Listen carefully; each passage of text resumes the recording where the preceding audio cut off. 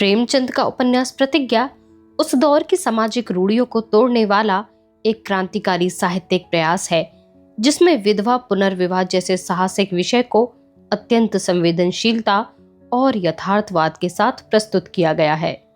उपन्यास का नायक डॉक्टर अमृत राय एक विवेकशील और शिक्षित पुरुष है, जो समाज की रूढ़ मान्यताओं के विरुद्ध जाकर यह प्रतिज्ञा करता है कि वह केवल एक विधवा स्त्री से ही विवाह करेगा, ताकि विधवाओं के प्रति हो रहे सामाजिक अन्याय का विरोध कर सके। नायिका पूर्णा एक विधवा होते हुए भी आत्मबल, गरिमा और शील की मिसाल है, जो समाज की उपेक्षा और तिरस्कार के बीच भी अपनी मर्यादा बनाए रखती है। प्रेमचंद ने इन पात्रों के माध्यम से यह दिखाया कि सामाजिक बदलाव केवल कानूनों से नहीं, बल्कि संवेदनशील हृदय, नैतिक साहस और मानवीय दृष्टिकोण से आता है। लेखन की शैली एकदम यथार्थवादी है, संवाद सरल, भाषा करुणा से भरी और उद्देश्य अत्यंत स्पष्ट, समाज में स्त्री को उसका खोया हुआ स्थान दिलाना। यह उपन्यास न केवल विधवा जीवन की पीड़ा का चित्रण है, बल्कि उस सामाजिक जागरूकता की लौ भी है जो प्रेमचंद अपने समय में जलाना चाहते थे और जो आज भी उतनी ही प्रासंगिक बनी हुई है।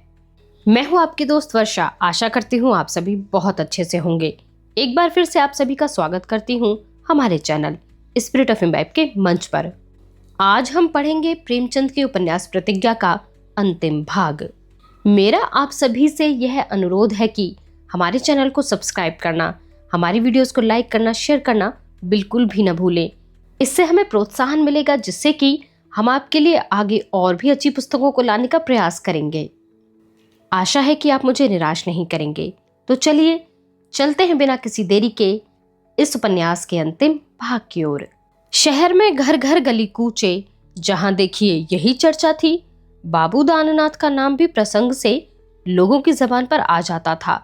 जो व्यक्ति कमला प्रसाद की नाक का बाल आठों पहर का साथी हो, क्या वह इस कुचक्र से बिल्कुल अलग रह सकता है? कमला प्रसाद तो खैर एक रईस का शौकीन लड़का है। उसके चरित्र की जांच कठोर नियमों से न की जा सकती थी। ऐसे लोग प्राय दुर्व्यसनी होते ही हैं। यह कोई नई बात न थी। कुछ दिन और पहले यदि कमला प्रसाद के विषय में ऐसी चर्चा उठती तो उस पर कोई ध्यान भी न देता। ऐसे सैकड़ों कांड नित्य ही होते रहते हैं, कोई परवाह नहीं करता। नेताओं की मंडली में आ जाने के बाद हमारी बाज़ाब्ता जांच होने लगती है। नेताओं के रहन सहन, आचार व्यवहार सभी आलोचना के विषय हो जाते हैं।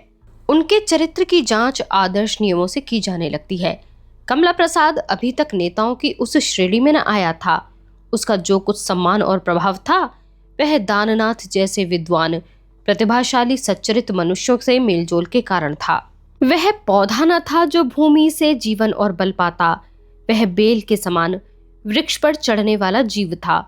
उसमें जो कुछ प्रकाश था, अतः उसके कृत्यों का दायित्व बहुत अंशों में उसके मित्रों ही पर रखा जा रहा था, और दाननाथ पर उसका निकटतम मित्र और संबंधी होने के कारण इस दायित्व का सबसे बड़ा भार था। अजी सब एक ही थाली के चट्टे बट्टे हैं, यह कथन मुंह पर आए न आए, पर मन में सबके था। 2-4 दिन में दृष्टिकोण में एक विचित्र परिवर्तन हुआ। कुछ इस तरह की आलोचना होने लगी। कमला बाबू का दोष नहीं, सीधे साधे आदमी हैं। डोरी दूसरे ही के हाथों में थी। दोषी पर्दे की आड़ में शिकार खेलते हैं। इस गरीब को उल्लू बनाकर खुद मजे उड़ाते थे। फंसते तो गावदी ही हैं। खिलाड़ी पहले फांद कर पार निकल जाते हैं। सारी कालिमा दानों के मुंह पर पुत गई। दाननाथ का सचमुच ही घर से निकलना मुश्किल हो गया। वह जानता, जो उसके सामने आदर से सिर झुका देती थी, उन्हें आते देखकर रास्ते से हट जाती थी। उन्हें मंच पर जाते देखकर जय जयकार की ध्वनि से आकाश प्रतिध्वनित कर देती थी। अब उनका मजाक उड़ाती थी, उन पर फफ्तियां कसती थी। कॉलेज के लड़कों में भी आलोचना होने लगी। उन्हें देखकर आपस में आंखें मटकाई जाने लगी। क्लास में उनसे हास्यास्पद प्रश्न किए जाते। यहाँ तक कि एक दिन बरामदे में कई लड़कों के सामने चलते चलते सहसा उन्होंने पीछे फिरकर देखा तो एक युवक को हाथ की चोंच बनाए पाया। युवक ने तुरंत ही हाथ नीचे कर लिया और कुछ लज्जित भी हो गया, पर दाननाथ को ऐसा आघात पहुंचा कि अपने कमरे तक जाना कठिन हो गया। कमरे में आकर वह अर्धमूर्छा की दशा में कुर्सी पर गिर पड़े। अब वह एक क्षण भी यहाँ न ठहर सकते थे। उसी वक्त छुट्टी के लिए पत्र लिखा और चले गए। प्रेमा ने उनका चेहरा उतरा हुआ देखकर पूछा, कैसा जी है? आज सवेरे कैसे छुट्टी हो गई? दाननाथ ने उदासीनता से कहा, छुट्टी नहीं, सर में कुछ दर्द था, चला आया। एक क्षण के बाद फिर बोले, मैंने आज 3 महीने की छुट्टी ले ली है, कुछ दिन आराम करूंगा। प्रेमा ने हाथ मुंह धोने के लिए पानी लाकर रखते हुए कहा, मैं तो कभी से चिल्ला रही हूं कि कुछ दिनों की छुट्टी लेकर पहाड़ों की सैर करो। दिन दिन घुले जाते हो, जलवायु बदल जाने से अवश्य लाभ होगा। दाननाथ, तुम तो चलती ही नहीं, मुझे अकेले जाने को कहती हो। प्रेमा, मेरा जाना मुश्किल है, खर्च कितना बढ़ जाएगा। फिर मैं तो भली चंगी हूं, जिसके लिए अपना घर ही पहाड़ हो रहा हो, वह पहाड़ पर क्या करने जाए। दाननाथ, तो मुझे क्या हुआ है? अच्छा खासा गैंडा बना हुआ हूं, इतना तैयार तो मैं कभी न था। प्रेमा, जरा आईने में सूरत देखो। दाननाथ, सूरत तो कम से कम 100 बार रोज देखता हूं, मुझे तो कोई फर्क नहीं नजर आता। प्रेमा, नहीं दिल लगी नहीं, तुम इधर दुबले हो गए हो, तुम्हें खुद कमजोरी मालूम होगी, नहीं तुम भला छुट्टी लेते। छुट्टियों में तो तुमसे कॉलेज बिना जाए रहा ना जाता था। 3 महीने तुम कोई काम मत करो, न पढ़ो न लिखो, बस खूब घूमो और आराम से रहो। इन 3 महीनों के लिए मुझे अपना डॉक्टर बना लो, मैं जिस तरह रखूं उस तरह रहो। दाननाथ, ना भैया, तुम मुझे खिला खिला कर कोतल बना दोगी। प्रेमा से आज तक दाननाथ ने एक बार भी अपनी ख्याति और मर्यादा को उसकी इच्छा पर बलिदान करने की बात नहीं कही, तो फिर उससे अपनी मर्म वेदना क्या कहते। अंदर ही अंदर घुटते रहते थे। लोक प्रशंसा प्राय सभी को प्रिय होती है, दाननाथ के लिए यह जीवन का आधार थी। नक्कू बनकर जीने से मर जाना कहीं सुसाध्य था।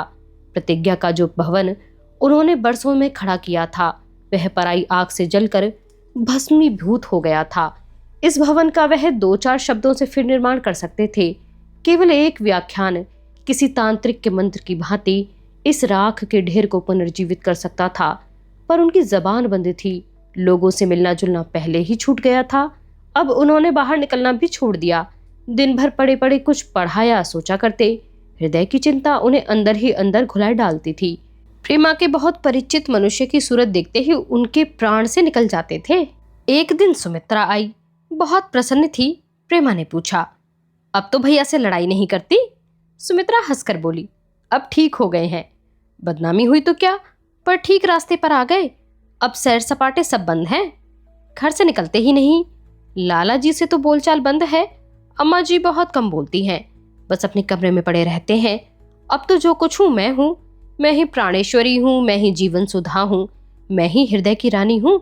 रोज नई उपाधियां गढ़ी जाती हैं, नए नए नाम दिए जाते हैं। मेरा तो अब जी उब जाता है। पहले यह इच्छा रहती थी कि यह मेरे पास बैठ जाएं, अब यह इच्छा होती है कि कुछ देर के लिए आंखों से दूर हो जाएं।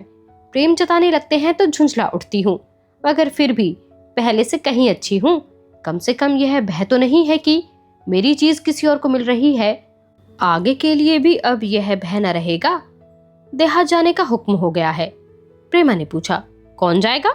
सुमित्रा, बस हम दोनों। असल में लाला जी इन्हें यहाँ से हटा देना चाहते हैं, लेकिन यह तो अच्छा नहीं लगता कि अकेले देहात में जाकर रहें। मैंने भी उनके साथ जाने का निश्चय कर लिया है। 2-4 दिन में चल देंगे। तुमसे मिलना तो चाहते हैं, पर मारे संकोच के न आते थे, न बुलाते हैं। मैं उनके सामने कैसे ताकूंगा? प्रेमा, इसी संकोच के मारे मैं नहीं गई। भैया पछताते तो होंगे। सुमित्रा, पछताते तो नहीं, रोते हैं। ऐसा रोते हैं जैसे कोई लड़की मैके से विदा होते वक्त रोती है। सदा के लिए सबक मिल गया। मैं तो पूर्णा को पाऊं तो उसके चरण धो धो कर पीऊं। है बड़ी हिम्मत की औरत, एक बार उससे जाकर मिल क्यों नहीं आती? एकाएक दाननाथ हाथ में एक पत्र लिए हुए लपके हुए आए और कुछ कहना चाहते थे कि सुमित्रा को देखकर ठिठक गए। फिर झेपते हुए बोले, सुमित्रा देवी कब आई? मुझे तो खबर ही नहीं हुई। सुमित्रा ने मुस्कुराकर कहा, आपने तो आना जाना छोड़ दिया, पर हम तो नहीं छोड़ सकते। दाननाथ कुछ उत्तर देने को ही थे कि प्रेमा ने उनके मुखाभास से उनके मन का भाव ताड़कर कहा, आना जाना भला कहीं छूट सकता है बहन, इनका जी ही अच्छा नहीं रहा। सुमित्रा, हाँ देख तो रही हूं, आधा भी नहीं रहे। दाननाथ ने प्रेमा को एक पत्र दिखाकर कहा, यह देखो, अमृत राय का यह एक लेख है। प्रेमा ने झपटकर पत्र ले लिया, फिर कुछ संयमित होकर बोली, किस विषय पर है? वह तो लेख वेख नहीं लिखते। दाननाथ, पढ़ लो ना। प्रेमा, पढ़ लूंगी, पर है क्या? वही वनिता भवन के संबंध में कुछ लिखा होगा। दाननाथ, मुझे गालियां दी हैं? प्रेमा को मानो बिच्छू ने डंक मारा। अविश्वास के भाव से बोली, तुम्हें गालियां दी हैं? तुम्हें? मैं उन्हें इससे बहुत ऊंचा समझती थी। दाननाथ, मैंने गालियां दी हैं तो वह क्यों चुप रहते? प्रेमा, तुमने तो गालियां नहीं दी। मतभेद गाली नहीं है। दाननाथ, किसी को गाली देने में मजा आए तो? प्रेमा, तो मैं एक की 100 सुनाऊंगी। मैं उन्हें इतना नीच नहीं समझती थी, अब मालूम हुआ कि वह भी हमी जैसे राग द्वेष से भरे हुए मनुष्य हैं। दाननाथ, ऐसी चुन चुन कर गालियां निकाली हैं कि मैं दंग रह गया। प्रेमा, अब इस बात का जिक्र ही ना करो, मुझे दुख होता है। दाननाथ ने मुस्कुराकर कहा, जरा पढ़ तो लो, फिर बतलाओ कि इस पर क्या कार्रवाई की जाए। पटकनी दूं या खोपड़ी सहलाऊं? प्रेमा, तुम्हें दिल लगी सोचती है और मुझे क्रोध आ रहा है। जी चाहता है इसी वक्त कह दूं कि तुम अब मेरी नजरों से गिर गए और लोग चाहे तुमसे खुश हो, इस चाल से तुम्हें कुछ चंदे और मिल जाएं, लेकिन मेरी निगाहों में तुमने अपनी इज्जत खो दी। दाननाथ, तो चलो हम तुम दोनों साथ चलें। तुम जबान का तीर चलाना, मैं अपने हाथों की सफाई दिखलाऊंगा। सुमित्रा, पहले लेख तो पढ़ लो। गालियां दी होती तो लाला यूं बात न करते। अमृत राय ऐसा आदमी ही नहीं है। प्रेमा ने सहमी हुई आंखों से लेख का शीर्षक देखा। पहला वाक्य पढ़ा तो चढ़ी हुई त्योरियां ढल गईं। दूसरा वाक्य पढ़ते ही वह पत्र पर और झुक गई। तीसरे वाक्य पर उसका कठोर मुख सरल हो गया। चौथे वाक्य पर होठों पर हास्य की रेखा प्रकट हुई और पैरा समाप्त करते करते उसका संपूर्ण बदन खिल उठा। फिर ऐसा जान पड़ा मानो वह वायुयान पर उड़ी जा रही है। सारी ज्ञानेंद्रियां मानो स्फूर्ति से भर उठी थीं। लेख के तीनों पैरे समाप्त करके उसने इस तरह सांस ली मानो वह किसी कठिन परीक्षा से निकल आई। दाननाथ ने पूछा, पढ़ लिया? मार खाने का काम किया है ना? चलती हो तो चलो, मैं जा रहा हूं। प्रेमा ने पत्र को तह करते हुए कहा, तुम जाओ, मैं न जाऊंगी। आज मुझे मालूम हुआ है कि संसार में मेरा कोई सच्चा मित्र है तो यही है। मैंने इसके साथ बड़ा अन्याय किया, आज क्षमा मांगूंगा। अगर आज न जाओ तो अच्छा, वे समझेंगे खुशामद करने आए हैं। नहीं प्रिय, अब जी नहीं मानता, उनके गले से लिपट कर रोने को जी चाहता है। यह कहते हुए दाननाथ बाहर चले गए। सुमित्रा भी बूढ़ी अम्मा के पास जा बैठी। प्रेमा की सुकीर्ति का बयान सुने बिना उसे कब चैन आ सकता था। प्रेमा ने उस लेख को फिर पढ़ा, तब जाकर चारपाई पर लेट रही। उस लेख का एक एक शब्द उसके दृष्टिपट पर खिंचा हुआ था। मन में ऐसी ऐसी कल्पनाएं उठ रही थीं जिन्हें वह चाहती थी कि ना उठे। फिर उसके भावों ने एक विचित्र रूप धारण किया। अमृत राय ने यह लेख क्यों लिखा? उन्होंने अगर दाननाथ को सचमुच गाली दी होती तो चाहे एक क्षण के लिए उन पर क्रोध आता, पर कदाचित चित्त इतना अशांत न होता। सहसा उसने पत्र को फाड़कर टुकड़े टुकड़े कर दिए और पुर्जे खिड़की के बाहर फेंक दिए। जो पंख पक्षी को जाल के नीचे बिखरे हुए दानों की ओर ले जाए, उनका उखड़ जाना ही अच्छा। दाननाथ जब अमृत राय के बंगले के पास पहुंचे तो सहसा उनके कदम रुक गए। हाथे के अंदर जाते हुए लज्जा आई। अमृत राय अपने मन में क्या कहेंगे? उन्हें यही ख्याल होगा कि जब चारों तरफ ठोकरें खा चुके और किसी ने साथ न दिया तो यहाँ दौड़े। वह इसी संकोच में फाटक पर खड़े थे कि अमृत राय का बूढ़ा नौकर अंदर से आता दिखाई दिया। दाननाथ के लिए अब वहां खड़ा रहना असंभव था। फाटक में दाखिल हुए। बूढ़ा इन्हें देखते ही झुककर सलाम करता हुआ बोला, आओ भैया, बहुत दिनन माँ सुधी लेवी हैं। बाबू रोज तुम्हारा चर्चा कर कर पछतात रहे। तुमका देखी के फूली न समा है, मजे में तो रहे हो। जाए के बाबू से कह दें। यह कहता हुआ वह उल्टे पांव बंगले की ओर चला। दाननाथ भी झेपते हुए उनके पीछे पीछे चले। अभी वह बरामदे में भी न पहुंच पाए थे कि अमृत राय अंदर से निकल आए और टूट कर गले मिले। दाननाथ ने कहा, तुम मुझसे बहुत नाराज होगे? अमृत राय ने दूसरी ओर ताकते हुए कहा, यह न पूछो दानू, कभी तुम्हारे ऊपर क्रोध आया है, कभी दया आई है, कभी दुख हुआ है, कभी आश्चर्य हुआ है, कभी कभी अपने ऊपर भी क्रोध आया है। मनुष्य का हृदय कितना जटिल है, इसका सबक मिल गया। तुम्हें इस समय यहाँ देखकर भी मुझे इतना आनंद नहीं हो रहा जितना होना चाहिए। संभव है यह भी तुम्हारा क्षणिक उद्गार ही हो। हाँ, तुम्हारे चरित्र पर मुझे कभी शंका नहीं हुई। रोज तरह तरह की बातें सुनता था, पर एक क्षण के लिए भी मेरा मन विचलित नहीं हुआ। यह तुमने क्या हिमाकत की कि कॉलेज से छुट्टी ले ली? छुट्टी कैंसिल करा लो और कल से कॉलेज जाना शुरू करो। दाननाथ ने इस बात का कुछ जवाब न देकर कहा, तुम मुझे इतना बता दो कि तुमने मुझे क्षमा कर दिया या नहीं। मैंने तुम्हारे साथ बड़ी नीचता की है, अमृत राय ने मुस्कुराकर कहा। संपत्ति पाकर नीच हो जाना स्वाभाविक है भाई, तुमने कोई अनोखी बात नहीं की। जब थोड़ा सा धन पाकर लोग अपने को भूल जाते हैं, तो तुम प्रेमा जैसी साक्षात लक्ष्मी पाकर क्यों ना भूल उठते? दाननाथ ने गंभीर भाव से कहा। यही तो मैंने सबसे बड़ी भूल की, मैं प्रेमा के योग्य न था। अमृत राय, जहां तक मैं समझता हूं प्रेमा ने तुम्हें शिकायत का कोई अवसर न दिया होगा। दाननाथ, कभी नहीं, लेकिन न जाने क्यों शादी होते ही मैं शक्की हो गया। मुझे बात बात पर संदेह होता था कि प्रेमा मन में मेरी उपेक्षा करती है। सच पूछो तो मैंने उसको जलाने और रुलाने के लिए ही तुम्हारी निंदा शुरू की। मेरा दिल तुम्हारी तरफ से हमेशा साफ रहा। अमृत राय, मगर तुम्हारी यह चाल उल्टी पड़ी क्यों? किसी चतुर आदमी से सलाह क्यों न ली? तुम मेरे यहाँ लगातार 1 हफ्ते तक 10-11 बजे तक बैठते और मेरी तारीफों के पुल बांध देते तो प्रेमा को मेरे नाम से चिढ़ हो जाती, मुझे यकीन है। दाननाथ, मैंने तुम्हारे ऊपर चंदे के रुपए हजम करने का इल्जाम लगाया, हालांकि मैं कसम खाने को तैयार था कि वह सर्वदा मिथ्या है।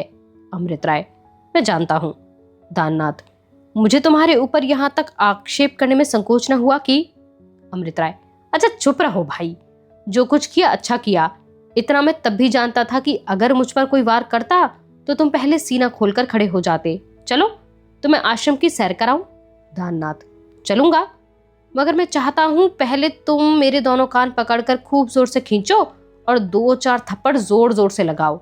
अमृत राय, इस वक्त तो नहीं, पर पहले कई बार जब तुमने शरारत की तो ऐसा क्रोध आया कि गोली मार दूं, मगर फिर यही ख्याल आ रहा था कि इन बुराइयों पर भी औरों से अच्छे हो। चलो आओ, तुम्हें आश्रम की सैर कराऊं। आलोचना की दृष्टि से देखना, जो बात तुम्हें खटके, जहां सुधार की जरूरत हो फौरन बताना। दाननाथ, पूर्णा भी तो यहीं आ गई है, उसने उस विषय में कुछ और बातें की? अमृत राय, अजी उसकी न पूछो, विचित्र स्त्री है। इतने दिन आए हुए हो गए मगर अभी तक रोना नहीं बंद हुआ, अपने कमरे से निकलती ही नहीं। मैं खुद कई बार गया, कहा जो काम तुम्हें सबसे अच्छा लगे वह अपने जिम्मे लो, मगर हाँ या ना कुछ उसके मुंह से निकलती ही नहीं।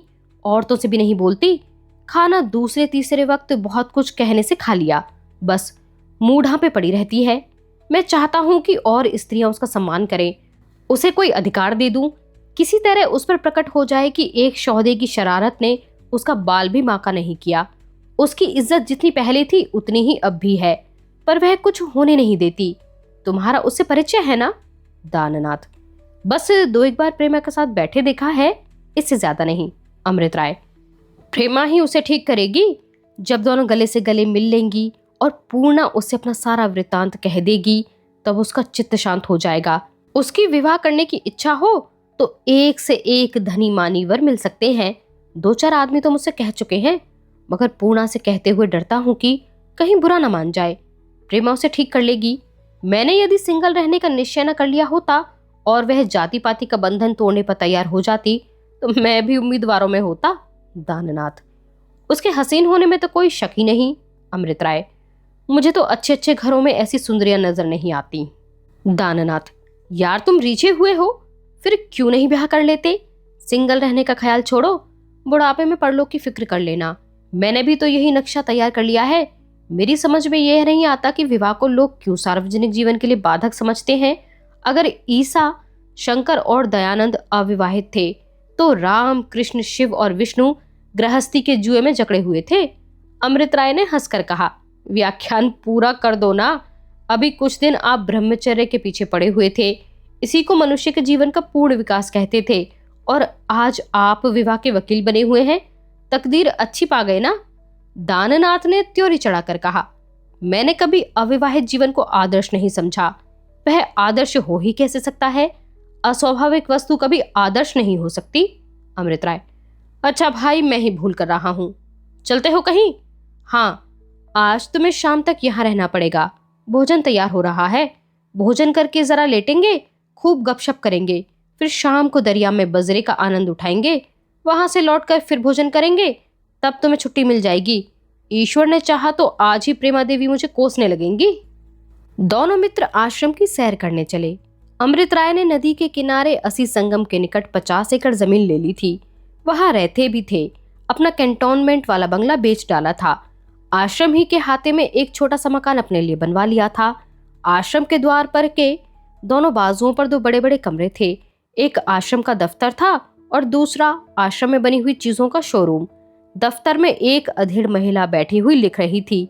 रजिस्टर आदि कायदे से अलमारियों में चुने हुए रखे थे और इस समय 80 स्त्रियां थीं और 20 बालक। उनकी हाजिरी लिखी हुई थी। शोरूम में सूत, ऊन, रेशम, सलमा सितारे, मूंज आदि की सुंदर बेल बूटेदार चीजें शीशे के दराजों में रखी हुई थीं। सिले हुए कपड़े भी अलगनियों पर लटक रहे थे। मिट्टी और लकड़ी के खिलौने, मोजे, बनियान, स्त्रियों ही के बनाए हुए चित्र अलग अलग सजाए हुए थे। एक अलमारी में बनी हुई भांति भांति की मिठाइयां चुनी हुई रखी थी। आश्रम में उगे हुए पौधे गमलों में रखे हुए थे। कई दर्शक इस समय भी इन चीजों की देखभाल कर रहे थे। कुछ बिक्री भी हो रही थी। 2 महिलाएं ग्राहकों को चीजें दिखा रही थीं। यहाँ की रोजाना बिक्री 100 रुपए के लगभग थी। मालूम हुआ कि संध्या समय ग्राहक अधिक आते हैं। अब दोनों आदमी अंदर पहुंचे। एक विस्तृत चौकोर आंगन था जिसके चारों तरफ बरामदा था। बरामदे में ही कमरों के द्वार थे। दूसरी मंजिल भी इसी नमूने की थी। नीचे के हिस्से में कार्यालय था। ऊपर के भाग में स्त्रियां रहती थी। 10 बजे का समय था। काम शुरू हो गया था। महिलाएं अपने अपने काम पर पहुंच गई थीं। कहीं सिलाई हो रही थी, कहीं मोजे, गुलबंद आदि बुने जा रहे थे, कहीं मुरब्बे और अचार बन रहे थे। प्रत्येक विभाग एक योग्य महिला के अधीन था। आवश्यकता अनुसार स्त्रियां उसकी सहायता करती थीं। इस भांति उन्हें शिक्षा भी दी जा रही थी। आंगन में फल पत्ते लगे हुए थे। कई स्त्रियां जमीन खोद रही थीं, कई पानी दे रही थीं। चारों तरफ चहल पहल थी। कहीं शिथिल था, निरुत्साह या कलह का नाम न था। दाननाथ ने पूछा, इतनी सुदक्ष स्त्रियां तुम्हें कहाँ मिल गईं? अमृत राय, कुछ अन्य प्रांतों से बुलाई हैं, कुछ बनाई गई हैं और कुछ ऐसी हैं जो नित्य नियम से आकर सिखाती हैं और 4 बजे चली जाती हैं। जज साहब मिस्टर जोशी की धर्मपत्नी चित्रकला में निपुण है। वह 8 स्त्रियों की एक क्लास को 2 घंटे रोज पढ़ाने आया करती हैं। मिसेस सक्सेना सिलाई के काम में चतुर है। वह प्राय दिन भर यहीं रहती हैं। 3 महिलाएं पाठशाला में काम करती हैं। पहले मुझे संदेह होता था कि भले घर की रमणियां अपना समय यहाँ क्यों देने लगी, लेकिन अब अनुभव हो रहा है कि उनमें सेवा का भाव पुरुषों से कहीं अधिक है। पर्दे का यहाँ पूर्ण बहिष्कार है। चलो बगीचे की तरफ चले। यह विभाग पूर्णा के अधिकार में है। मैंने समझा यहाँ उसके मनोरंजन के लिए काफी सामान मिलेगा और खुली हवा में कुछ देर काम करने से उसका स्वास्थ्य भी ठीक हो जाएगा। बगीचा बहुत बड़ा न था। आम, अमरूद, लीची आदि की कलमें लगाई जा रही थी। हाँ, फूलों के पौधे तैयार हो रहे थे। बीच में एक हौज था और 3-4 छोटी छोटी लड़कियां हौज से पानी निकाल निकाल कर क्यारियों में डाल रही थीं। हौज तक आने के लिए चारों ओर रविशें बनी हुई थीं और हर एक रविश पर बेलों से ढके हुए बांसों के बुने हुए छोटे छोटे फाटक थे। उसके साए में पत्थर की बेंचें रखी हुई थीं। पूर्णा इन्हीं बेंचों में से एक पर सिर झुकाए बैठी फूलों का एक गुलदस्ता बना रही थी। किसके लिए, यह कौन जान सकता है। दोनों मित्रों की आहट पाकर पूर्णा उठ खड़ी हुई और गुलदस्ते को बेंच पर रख दिया। अमृत राय ने पूछा, कैसी तबीयत है पूर्णा? यह देखो दाननाथ तुमसे मिलने आए हैं, बड़े उत्सुक हैं। पूर्णा ने सिर झुकाए हुए ही पूछा, प्रेमा बहन तो अच्छी है, उनसे कह दीजिएगा। क्या मुझे भूल गई या मुंह देखे भर की प्रीति थी? सुधी भी नाली की मरी है या जीती है? दाननाथ, वह तो कई बार तुमसे मिलने के लिए कहती थी पर संकोच के मारे ना आ सकी। तुमने गुलदस्ता तो बहुत सुंदर बनाया है। तीनों लड़कियां डोल छोड़ छोड़कर आ खड़ी हुई थीं। यह जो प्रशंसा मिल रही थी उससे वे क्यों वंचित रहती? एक बोली, देवी जी ने उस पीपल के पेड़ के नीचे एक मंदिर बनाया है, चलिए आपको दिखाएं। पूर्णा, यह झूठ बोलती है, यह मंदिर कहाँ है? बालिका, बनाया तो है, चलिए दिखा दूं। वहीं रोज गुलदस्ते बना बनाकर ठाकुर जी को चढ़ाती हैं। अमृत राय ने बालिका का हाथ पकड़कर, कहाँ मंदिर बनाया है, चलो देखे। तीनों बालिकाएं आगे आगे चली। उनके पीछे दोनों मित्र थे और सबके पीछे पूर्णा धीरे धीरे चल रही थी। दाननाथ ने अंग्रेजी में कहा, भक्ति मनुष्य का अंतिम आश्रय है। अमृत राय, अब मुझे यहाँ एक मंदिर बनवाने की जरूरत मालूम हो रही है। बाग के उस सिरे पर एक पुराना वृक्ष था। उसके नीचे थोड़ी सी जमीन लीप पोत कर पूर्णा ने एक घरौंदा सा बनाया था। वह फूल पत्तों से खूब सजा था। इसी घरौंदे में केले के पत्तों से बने हुए सिंहासन पर कृष्ण की एक मूर्ति रखी थी। मूर्ति वही थी जो बाजार में 1-1 पैसे की मिलती है। पर औरों के लिए वह चाहे मिट्टी की मूर्ति हो, पूर्णा के लिए यह अनंत जीवन का स्रोत, अखंड प्रेम का सागर, अपार भक्ति का भंडार थी। सिंहासन के सामने चीनी के पात्र में एक सुंदर गुलदस्ता रखा हुआ था। उस अनाथिनी के हृदय से निकलती हुई श्रद्धा की एक ज्योति सी वहां छिटकी हुई थी, जिसने दोनों संशयवादियों का मस्तक भी एक क्षण के लिए नत कर दिया। अमृत राय जरा देर किसी विचार में मग्न खड़े रहे। सहसा उनके नेत्र सजल हो गए। पुलकित कंठ से बोले, पूर्णा, तुम्हारी बदौलत आज हम लोगों को भी भक्ति की एक झलक मिल गई। अब हम नित्य कृष्ण भगवान के दर्शनों को आया करेंगे। उनकी पूजा का कौन सा समय है? पूर्णा की मुखाकृति इस समय अवर्णनीय आभा से प्रदीप्त थी और उसकी आंखें गहरी शांत विवलता से परिप्लावित हो रही थीं। बोली, मेरी पूजा का कोई समय नहीं है बाबूजी। जब हृदय में शूल उठता है, यहाँ चली आती हूँ और गोविंद के चरणों में बैठकर रो लेती हूँ। कह नहीं सकती बाबूजी, यहाँ रोने से मुझे कितनी शांति मिलती है। मुझे ऐसा जान पड़ता है कि गोविंद स्वयं मेरे आंसू पहुँचते हैं। मुझे अपने चारों ओर अलौकिक सुगंध और प्रकाश का अनुभव होने लगता है। उनकी सहसा विकसित मूर्ति देखते ही मेरे चित्त में आशा और आनंद की हिलोरे सी उठने लगती हैं। प्रेमा बहन कभी आएंगी बाबूजी? उनसे कह दीजिएगा, उन्हें देखने के लिए मैं बहुत व्याकुल हो रही हूँ। दाननाथ ने आश्वासन दिया कि प्रेमा कल अवश्य आएगी। दोनों मित्र यहाँ से चले तो सहसा 3 बजने की आवाज आई। दाननाथ ने चौंक कर कहा, अरे 3 बज गए, इतनी जल्दी? अमृत राय, और तुमने अभी तक भोजन नहीं किया? मुझे भी याद न रहा। दाननाथ, चलो अच्छा ही हुआ कि तुम्हारा एक वक्त का खाना बच गया। अमृत राय, अजी मैंने तुम्हारी दावत की बड़ी बड़ी तैयारियां की थी। इतना खर्च किया था और रसोइये ने खबर तक न दी। दाननाथ, हाँ साहब, आपके 50 से तो कम न बिगड़े होंगे। मैं बिना भोजन किए ही मानने को तैयार हूँ। रसोइया भी होशियार है, खूब सिखाया है। अमृत राय, होशियार नहीं पत्थर। 10 बजे खिलाता तो 2 चपातियां खाकर उठ जाते। मुझे दावत करने का सस्ता यश मिल जाता। अब तो भूख खूब खुल गई है, थाली पर पिल पड़ोगे। इधर तो शिकायत यही है कि देर की, उधर हानि यह है कि दूने की खबर लोगे। मुझ पर तो दोहरी चपत पड़ गई। घर जाकर अमृत राय ने रसोई को खूब डांटा। तुमने इत्तला क्यों नहीं की कि भोजन तैयार है? रसोई ने कहा, हुजूर बाबू साहब के साथ आश्रम में थे। मुझे डर लगता था कि कहीं आप खफा ना हो जाए। बात ठीक थी। अमृत राय रसोई को कई बार मना कर चुके थे कि जब किसी के साथ रहा करूं तो सिर पर मत सवार हो जाया करो। रसोई का कोई दोष न था, बेचारे बहुत झेपे। भोजन आया, दोनों मित्रों ने खाना शुरू किया। भोजन निरामिष था पर बहुत ही स्वादिष्ट। दाननाथ ने चुटकी ली, यह भोजन तो तुमसे ब्रह्मचारियों के लिए नहीं है। तुम्हारे लिए 1 कटोरा दूध और 2 चपातियां काफी हैं। अमृत राय, क्यों भाई? दाननाथ, तुम्हें स्वाद से क्या प्रयोजन? अमृत राय, जी नहीं, मैं तो उन ब्रह्मचारियों में नहीं हूँ। पुष्टिकारक और स्वादिष्ट भोजन को मैं मन और बुद्धि के लिए आवश्यक समझता हूँ। दुर्बल शरीर में स्वस्थ मन नहीं रह सकता। तारीफ जानदार घोड़े पर सवार होने में है, उसे इच्छानुसार दौड़ा सकते हो। मरियल घोड़े पर सवार होकर अगर तुम गिरने से बच भी गए तो क्या बड़ा काम कर गए। भोजन करने के बाद दोनों मित्र आश्रम के संबंध में बड़ी देर तक बातें होती रहीं। आखिर शाम हुई और दोनों गंगा की सैर करने चले। सांध्य समीर मंद गति से चल रहा था और जरा हल्की हल्की लहरों पर थिरकता हुआ चला जाता था।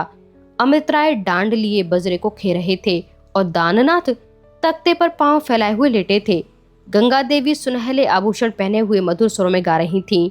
आश्रम का विशाल भवन सूर्यदेव के आशीर्वाद में नहाया हुआ खड़ा था। दाननाथ कुछ देर तक लहरों से खेलने के बाद बोले, आखिर तुमने क्या निश्चय किया है? अमृत राय ने पूछा। किस विषय में? दाननाथ, अपनी शादी के विषय में। अमृत राय, मेरी शादी की चिंता में तुम क्यों पड़े हुए हो? दाननाथ, अजी तुमने प्रतिज्ञा की थी, याद है? आखिर उसे तो पूरा करोगे। अमृत राय, मैं अपनी प्रतिज्ञा पूरी कर चुका। दाननाथ, झूठे हो। अमृत राय, नहीं सच। दाननाथ, बिल्कुल झूठ। तुमने अपना विवाह कब किया? अमृत राय, कर चुका, सच कहता हूँ। दाननाथ ने कौतूहल से उनकी ओर देखकर कहा, क्या किसी को चुपके से घर में डाल लिया? अमृत राय, जी नहीं, खूब ढोल बजाकर किया और स्त्री भी ऐसी पाई जिस पर सारा देश मोहित है। दाननाथ, अच्छा तो कोई अप्सरा है? अमृत राय, जी हाँ, अप्सराओं से भी सुंदर। दाननाथ, मेरे हाथ से पिटोगे? साफ साफ बताओ कब तक विवाह करने का इरादा है? अमृत राय, तुम मानते ही नहीं तो मैं क्या करूं? मेरा विवाह हो गया है।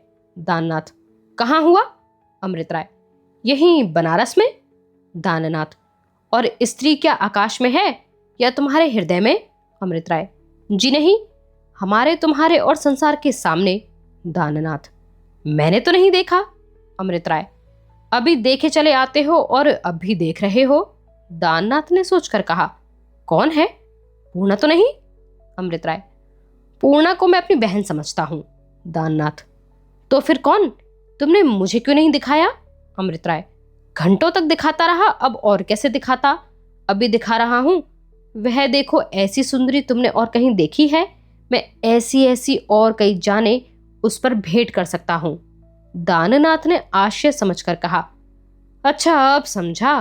अमृत राय, इसके साथ मेरा जीवन बड़े आनंद से कट जाएगा। यह एक पत्नी व्रत का समय है, बहु विवाह के दिन गए। दाननाथ ने गंभीर भाव से कहा, मैं जानता कि तुम यूं प्रतिज्ञा पूरी करोगे तो मैं प्रेमा से हरगिज विवाह न करता, फिर देखता कि तुम बचकर कैसे निकल जाते। अमृत राय के हाथ रुक गए, उन्हें डांड चलाने की सुधि न रही। बोले, यह तुम्हें उसी वक्त समझ लेना चाहिए था जब मैंने प्रेमा की उपासना छोड़ी। प्रेमा समझ गई थी, चाहे पूछ लेना। पृथ्वी ने श्याम वेश धारण कर लिया था और बजरा लहरों पर थिरकता हुआ चला जाता था। उसी बजरे की भांति अमृत राय का हृदय भी आंदोलित हो रहा था। दाननाथ निस्पंद बैठे हुए थे, मानो वज्राहत हो गए हों। सहसा उन्होंने कहा, भैया, तुमने मुझे धोखा दिया। और इसी अंतिम पंक्ति के साथ यह उपन्यास यहीं पर समाप्त होता है। आप हमें कमेंट बॉक्स में लिखकर यह जरूर बताएं कि आपको यह उपन्यास कैसा लगा और आप अगला उपन्यास कौन सा सुनना चाहते हैं। हमारे साथ इस सफर में बने रहने के लिए आप सभी का बहुत शुक्रिया, और हमारे चैनल को सब्सक्राइब करना, हमारी वीडियोस को लाइक करना, शेयर करना बिल्कुल भी ना भूलें।